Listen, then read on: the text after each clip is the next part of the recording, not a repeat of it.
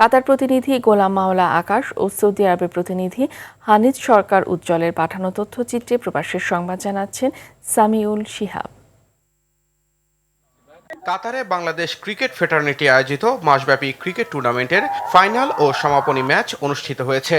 কাতার cricket অ্যাসোসিয়েশনের সহযোগিতায় আয়োজিত এই আসরে নোয়াখালী এক্সপ্রেসকে হারিয়ে চ্যাম্পিয়ন হয়েছে কুমিল্লা ইউনাইটেড। খেলা শেষে প্রধান অতিথি হিসেবে বিজয়ী ও বিজেতা দলের হাতে চ্যাম্পিয়ন ও রানার্স আপের ট্রফি তুলে দেন রাষ্ট্রদূত মোহাম্মদ হযরত আলী খান।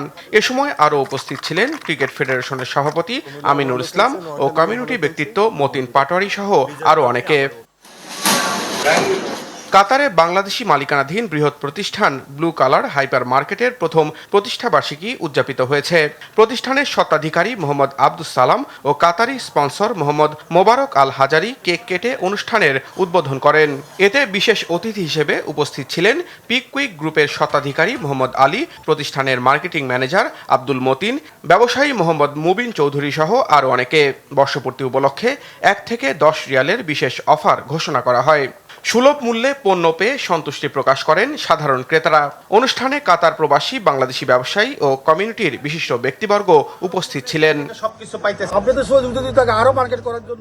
সৌদি আরব পশ্চিমাঞ্চল স্বেচ্ছাসেবক দলের নবগঠিত কমিটির পক্ষ থেকে পশ্চিমাঞ্চল বিএনপির সিনিয়র যুগ্ম আহ্বায়ক ও পশ্চিমাঞ্চল যুব দলের সভাপতি আব্দুল মান্নানকে ফুলেল শুভেচ্ছা জানানো হয়েছে।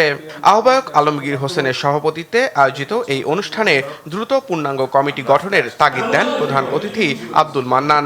আহমেদ আলী মুকিবের নির্দেশনায় দলকে শক্তিশালী করতে ও প্রবাসীদের বিডি পোস্টার ভোটের কার্যক্রম সম্পন্ন করার আহ্বান জানান নেতৃবৃন্দ। অনুষ্ঠানে বিশেষ অতিথি প্রকৌশলী নুরুল আমিন, টিপু সুলতান, সংগঠনের সিনিয়র যুগ্ম আহ্বায়ক আলাউদ্দিন সিটিজি, সেলিম মোল্লা, মনোয়ার খান, শাকিল আহমেদ, দেলোয়ার হোসেন, সালাউদ্দিন জনি, ফারুক দেওয়ান সহ সংগঠনের বিভিন্ন পর্যায়ের নেতাকর্মীরা উপস্থিত ছিলেন।